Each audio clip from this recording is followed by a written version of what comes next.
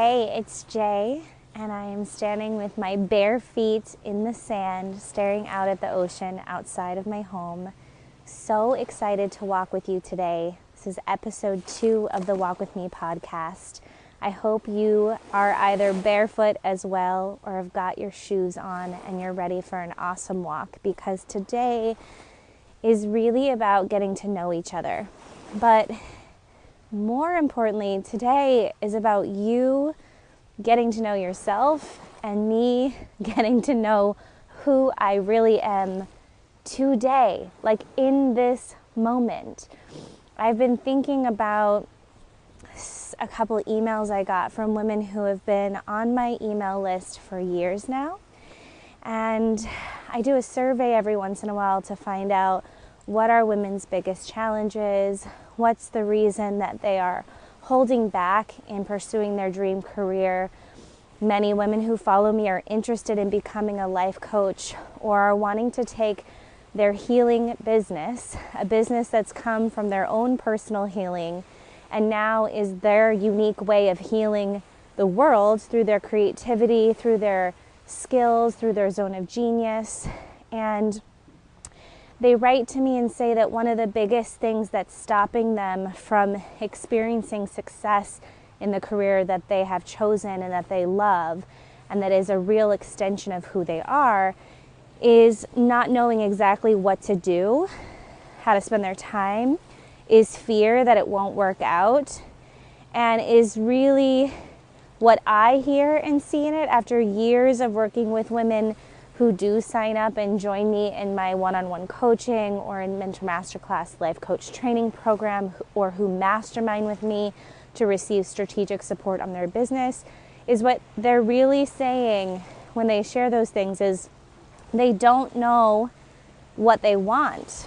They don't know who they are in this moment, what they really want, and aren't able to fully name what's blocking them. And when you don't know those things, you can't move forward. And I've been having my own experience of this lately, because what I've recognized is true is that we are all constantly changing.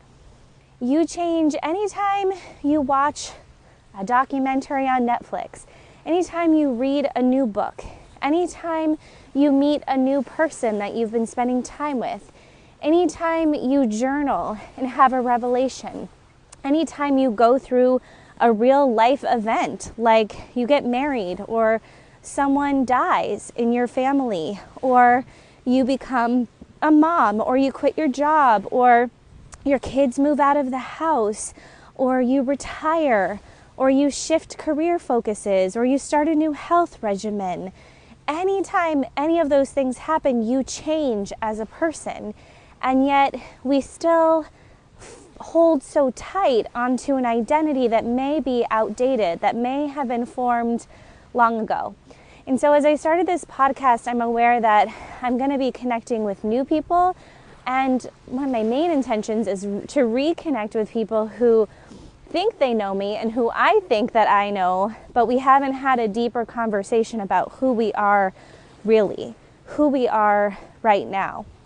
And this month inside my signature program, Mentor Masterclass, we've been working with a couple techniques as I'm training the women on these really high-level mastery techniques that I want to teach some of you in the podcast today, so we can have a conversation about who we really are, and so both of us can tune into that and share it with ourselves and with each other. And also, if you've been following me for some time, what's true is I recognize by doing this survey of my list of over 25,000 women, a lot of people don't really know who I am either. And I want to share who I am now. If you've looked at my blog, I haven't updated the About Me in over 7 years. So even if you've read that and think you've got a taste of who I am, it's quite outdated. Of course, part of it is who I am and who I'll always be, but a lot of it has changed. And even the pictures on my website are 7 years old. And if you're in my newsletter, I use some updated photo shoots, so you've seen more recent ones, but haven't done any photo shoots in the past 2 years. So, even just physically, I've changed. Emotionally, I've changed.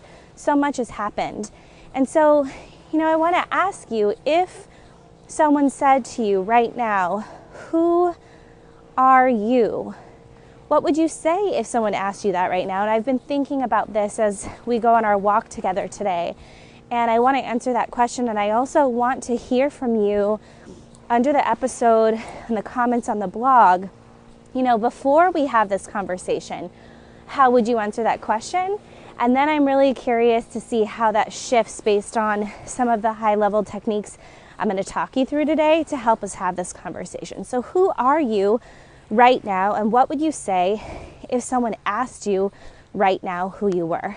So one of the ways we can think about this is that we have a hierarchy of needs. I learned this when I trained with Tony Robbins years ago, and it was one of the main techniques I used with clients when I first started doing one-on-one coaching over 8 years ago now. And I thought this could be a fun way to have the basis of our conversation. So let me teach you a little bit about the hierarchy of needs if you're not familiar. The idea is that we form identities. If you've ever studied Carl Jung, he's someone who I have studied deeply and use in my conversations and training of women to help them understand identity changes. When we go through identity changes, it feels like a crisis. And we'll talk more about that in a minute. But one thing that never changes, even when our identity changes, is that we have needs that we have to meet in order to survive and to thrive on a daily basis. So those human needs, there are 4 of them, are variety, the need to seek mystery, change, have new experiences, growth; certainty, the need to be able to predict that your needs can be, your needs of like shelter, food, home can be met; the need to know that you are safe; the need to know that there's a level of predictability and structure in your life. The third one is significance, the need to feel special, important, unique, and to be acknowledged for those gifts and talents. And love and connection, the need to be able to give love and receive love. These needs never change. And really, a lot of our personality, our daily drive, our desires are focused around being able to achieve these needs. And what happens is, if we are able to achieve these needs, then we can move on to the needs of the spirit. And there are 2, very simple. The need to grow. Tony Robbins says, if you're not growing, you're dying. I think this is true.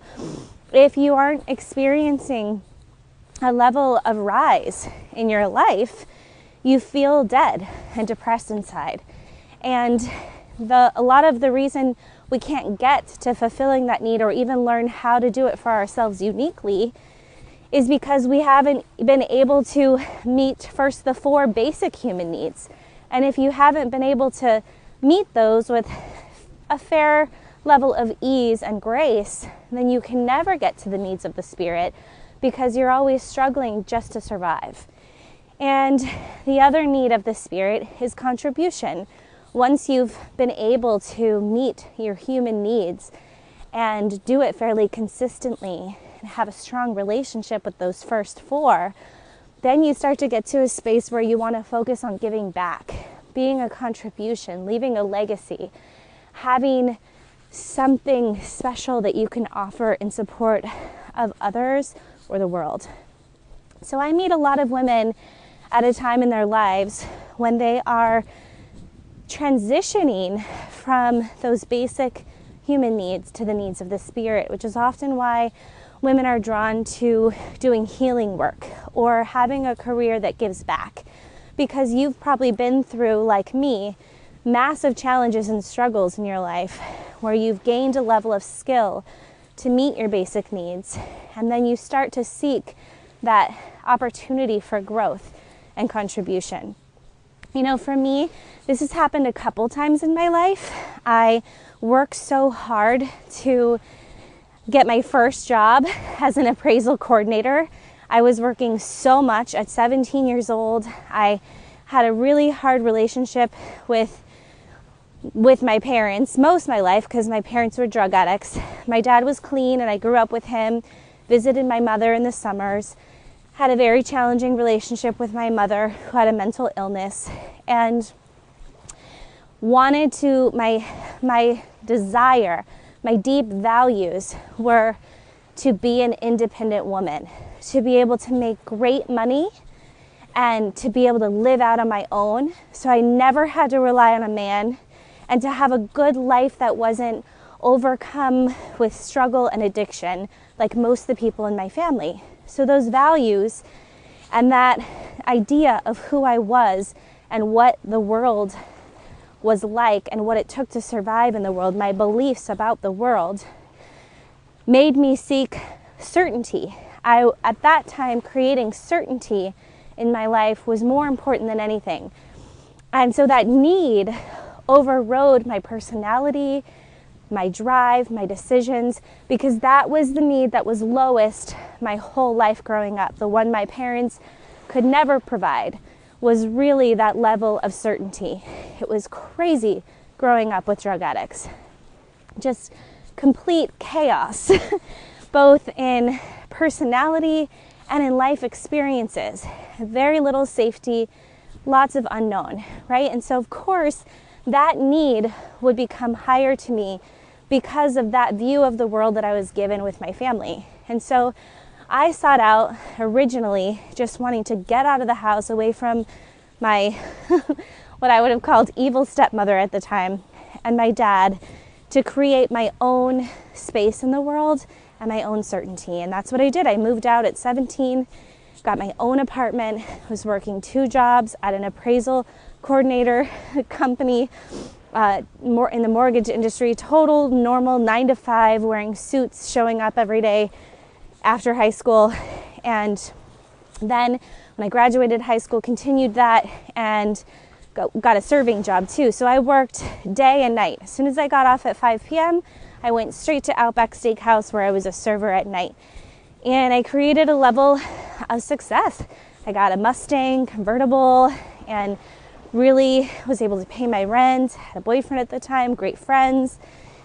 And, slowly my values started to change. As that need for certainty was met, I started to become more interested in significance and love and connection, and actually using my gifts and talents. I'd always grown up doing theater, did community theater, even while I was working those 2 jobs, and all throughout my childhood and life, it was my outlet, my creativity.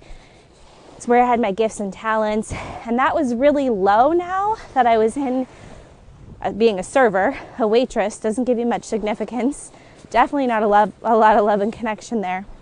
And wanted to be doing work that I loved, and recognized very quickly that making money is great, but life sucks if you don't love what you're doing. And that's when I transitioned to and my needs transitioned, and so did my life choices.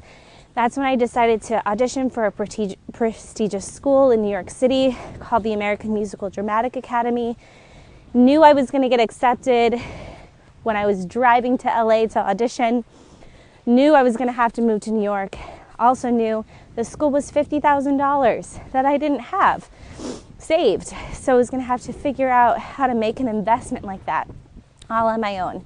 And I did. I moved to New York City, got accepted into the school, went to the academy, met the love of my life right around the last month of graduating.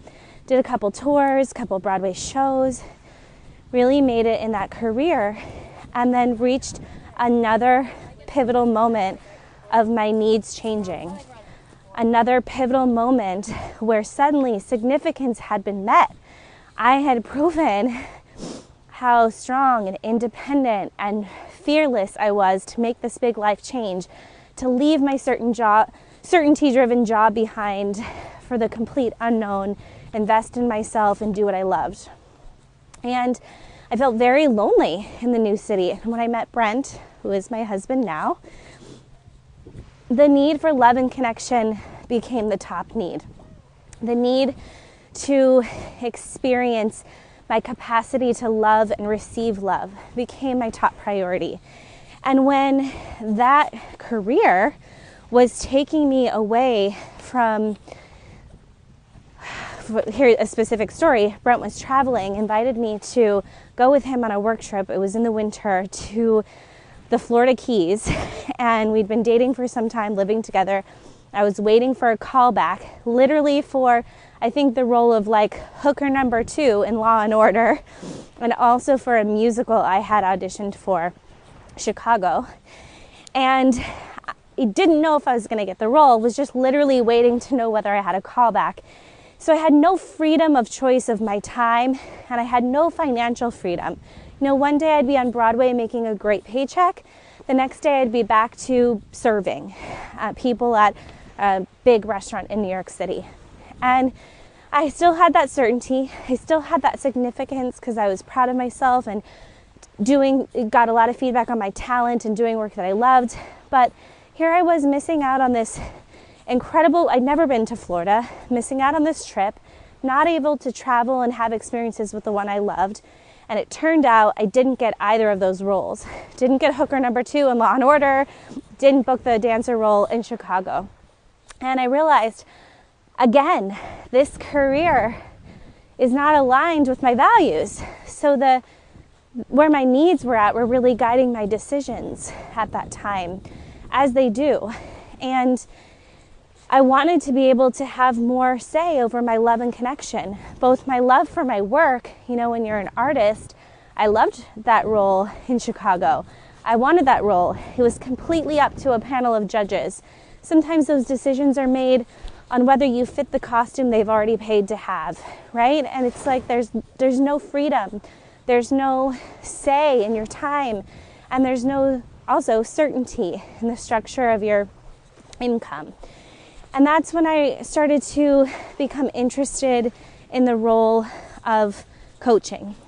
You know, when I grew up, I attended a lot of AA and NA meetings with my parents, and I spent a lot of my childhood in these groups of people who had hit rock bottom in their lives and were coming together in community to see how they could change their life and heal and have a better life. And I learned something in those rooms that, one, if these people could do it, I could absolutely do it. And I always thought to myself, though, that would have been my career, because I always loved listening to people's stories. I sought personal development since a young age to teach myself how to get to know myself and my mindset to be able to create a better life that I wasn't learning from my family. And I always thought the only way you could help people was by being a therapist. And I learned about coaching when I started to read more of these personal development books and see that there were women who were writing these books, and the coaching, industry was starting to boom around this time where my values and needs for love and connection were there. And also, the other thing was, I remember standing backstage of my Broadway show. This was a few months before I made this decision and had this moment with Brent where he was traveling and I couldn't come. I was back out auditioning again once it ended. And I was standing backstage thinking, I love this work. I love performing. I don't love the in-between of this business. And also there's so much more that I have to say and have to give and have experienced and wisdom and passion around that I don't get to share through creating these characters often enough. And like I said, when I started to see that coaching was a career that was focused on forward drive, that was focused on not about just talking to someone about your problems all day, but was actually about creating a vision for your life and discovering the tools and techniques and shifts you can make, that you have the power to make within yourself to create anything you want in your life. And I really believed that you could, because I had. That's when I started thinking I really want to become a coach. And that's when I met a lot of the women. I started my coaching business. I was very successful at it. I believe mostly because I was doing my true passion. Finally, it was a career that met all my needs for variety, significance, love and connection, and certainty. And more importantly, once it met all those needs, I really was able to grow and contribute through this career. And I want you to think about your own timeline using the hierarchy of needs and some of the big moments in your life that have inspired you to change or shift direction, or have really formed a lot of your personality. And if you're struggling and you're feeling like you don't know what to do, or you have fear, or you don't know what you want or what's blocking you, you can even use creating an assessment of these needs, which I'm just actually thinking right now. I have an assessment you can use. I created a whole self-discovery week. It's a 7-day practice that's free, where I guide you every day in a video to tune into different coaching techniques and what it might be or feel like to become a coach for you, and also what it takes to become a successful coach. I have a very unique RSVP process that I teach women. And on day 2, we do an assessment of the hierarchy of the human needs. And this might be a very powerful practice for you if you're just feeling like you're not in straight alignment with where to focus.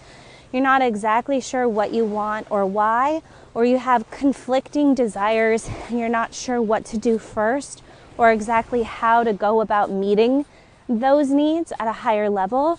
This will really help you. So I'll put a link below the podcast on the blog at JeannineYoder.com. So you can click on that and for free get access to the assessment. It'll help you through this conversation, and I think help you, if I ask you, who are you really right now, be able to answer that question and reflect on it more deeply. Because again, when we're giving ourselves time to think deeply about our experiences and who we are, and we're allowing space for self-discovery, and a lot of the time it's the thing we do last, especially if you're busy like me. I'm running a close to $1 million business. I have a team of 6 women. I have 1 little girl. I'm pregnant right now, 18 weeks today, and another little girl on the way. I've got a husband, I've got a home, I've got family. Just like you, I've got a lot going on. And what I've learned is that when you prioritize self-discovery and self-care last, you spiral in the fear, you spiral in the not knowing what to do, you spiral in the I don't know what I want or what's blocking me, when all you really need is some space and some simple guidance with a bit of mastery technique to help you get to those answers quickly and clearly. It doesn't even take much time. This assessment I'm talking about will take you 5 minutes and you're going to be changed forever after. And hopefully this conversation is already having you think a little deeper about yourself and who you are. And so this is coming up for me right now, and I'm sharing this because I hadn't been taking that space for myself. A few months ago, my mother died. It's been about 3-4 months now. And the same week she died, I got pregnant with Violet, which is an incredibly divine experience that I think, we could talk about that in another podcast. So much spirit involved with the timing. And it's been quite an initiation for me. But those 2 things happening at once catapulted me into a huge identity change. A huge identity change. I went from being this woman who had mother wounds and family wounds to trying to do self-healing, which was initiated first into creating a beautiful life for myself and certainty and career drive. And I went through that career drive as an appraisal coordinator and as an actress and then as a coach and the coach's coach.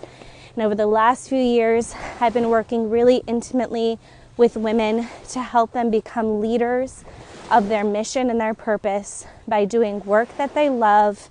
I've been the coach's coach, training women who want to become life coaches to have a successful career and to honor their own healing in the process, while laying down that lone warrior and being in sisterhood. And I've really been leaning into this desire to help women look at a sense of self-responsibility for the business models that they're creating.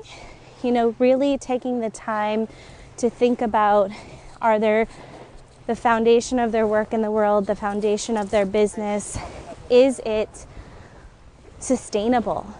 Can they experience grace and flow and ease in that? And so that's my passion, is working with women to create a sense of authenticity in the way that they work in the world, and that their work and their business and their income and their time is always spent doing things that deepen their love for themselves and their life, that is a fulfilling life, that is a life full of the expression of things they want and they desire.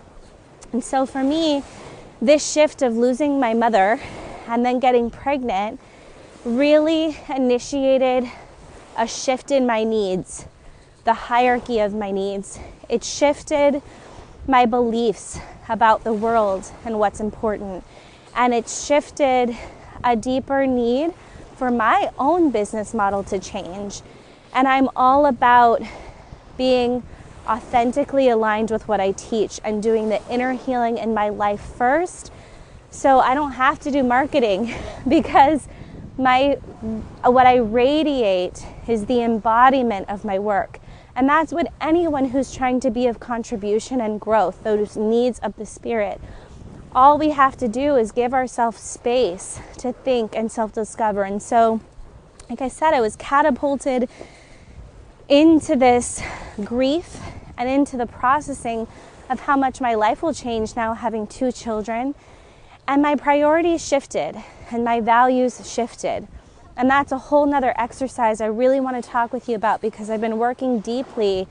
You know, people teach values, but not in the way that I do. I'm so excited to teach you this simple values and priorities question asking technique for yourself, and that you can use with other people in your life who are confused or who don't know where to focus or don't seem to have any time.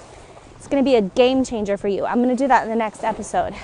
For now, I want to talk to you about the hierarchy of needs and kind of finish updating you on where I'm at, and also really ask you this question again after you take the assessment.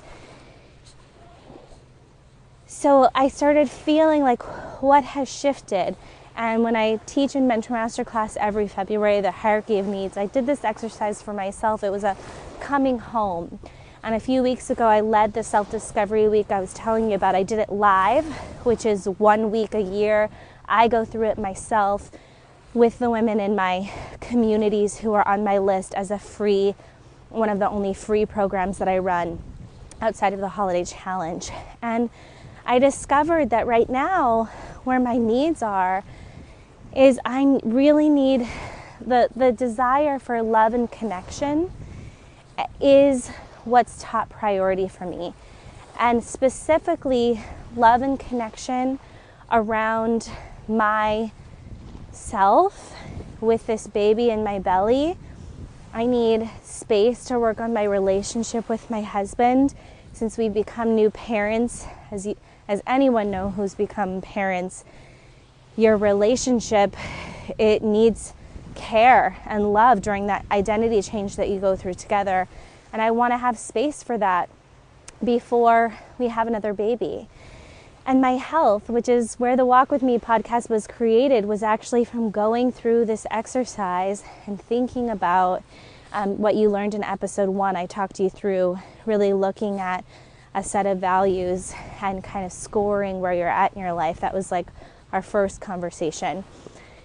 As I looked at the needs, I thought, in order to have more love and connection, I need to really have space. And the way that we do the hierarchy of needs assessment is we start with looking at your relationships with either someone in your life or with yourself if you're single, your career, and your health. And as I assessed all 3 areas, my career is rocking. My career is amazing. My finances, my significance, my love and connection to my work is on point. And of course it is, because I focused on that for so many years. I let that be my priority and my focus and the thing I valued. And my relationship is doing pretty good too, because I really value my relationship with my husband and my family.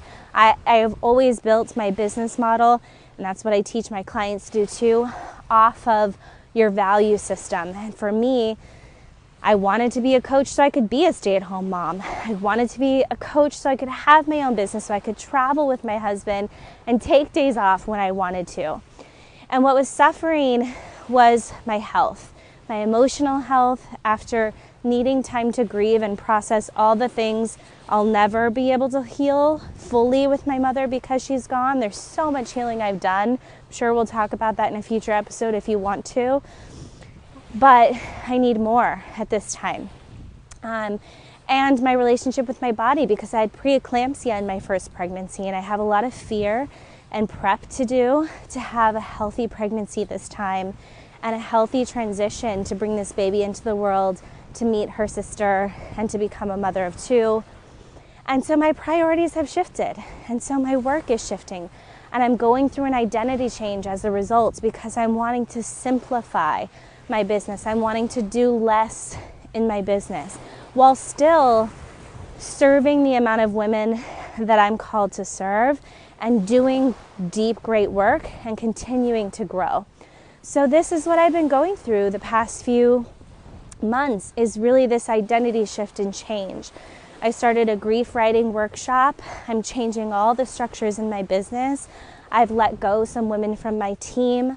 I've pulled back on hours. I've increased the time I spend working on my body, going to the chiropractor and acupuncture. I started this podcast to walk. All of this is really by and been initiated by going through the hierarchy of needs, really being able to visualize who I am now and where I'm at, a values and priorities exercise, which I'll take you through in the next week's podcast when we go on our walk next week. And it's not easy to make these changes. It's not easy to, an example is there's fear and beliefs that come up when we want to do things differently that are not the same way we've been doing them. There's fear that if we change course, the needs we've learned how to meet won't be met anymore. For example, if I focus on love and connection, then my certainty will go down. Literally, like my income, I have a plan for my income to be less than it's ever been in the past 5 years. I've prided myself on having 6-figure launches and double 6-figure months and growing my business to almost $1 million business. And I'm changing my goal. It's not my priority anymore. My value and my priority and my needs are around deeply loving my life, really slowing down to savor the successes that I've created. And all that passion and genius and energy I have for growth, financial, time freedom, location freedom, growing your business at an accelerated rate without having to hustle, but energy alignment, I get to put all that genius into my clients. And I'm taking on some one-on-one clients during this time, getting more intimate and helping them to grow. If that's their value in place, I can put that effort there. But in my life, I'm slowing down. I'm simplifying. I'm savoring. I'm not living life with a vision and a goal to get to. I'm living life with the experience of deep vibrancy and love and connection. So that's who I am right now. I am a woman who has built a successful career. I am a healer. I am a coach, and I am a mother, and I am a lover, and I am interested in a healthy body, in energy, and in deep alignment and soul connection to pleasure in each little moment in my life, which means I've pulled out from being this what I called with one of the coaches I hired, a questioning light angel who goes up and out and makes a big plan and comes into my life and creates it, to this trusting deep sea diver who digs deep into my emotions and my desires and my space and feels into the pleasure, the pain, the experience of life on a day-to-day basis. And who are you? Not yesterday, not a few years ago, right now. Have you updated that? Have you let yourself get real with the challenge that it is to change your identity? Have you given yourself space and support to process how much we struggle with that. You know, I have a handful, well, 5 handfuls of women, so about 40 women that I'm working with intimately right now. And I can tell you how this shows up. I've got one woman who just got married and is going through the identity change of being accepted by her husband's family and leaning into the support of sharing finances and having a partner in life. So she's struggling because she's trying to still do things independently when what she really is called to do is lean into the support of her husband so she can launch her coaching career and have the time that she needs to do it. So she quit her job, but it's an identity struggle to accept support for her. I can relate to this. This happened to me with Brent too. I'm working with another woman who just had her first baby while she just started her coaching business as well. She runs a Pilates studio, and she's adding coaching services to her Pilates business. And she is struggling to balance her desire to be a mom and a business owner. I have another woman who just quit her job. She's been in corporate America her whole life, and she joined Mentor Masterclass to learn to quit her job and to see if coaching is the right career for her.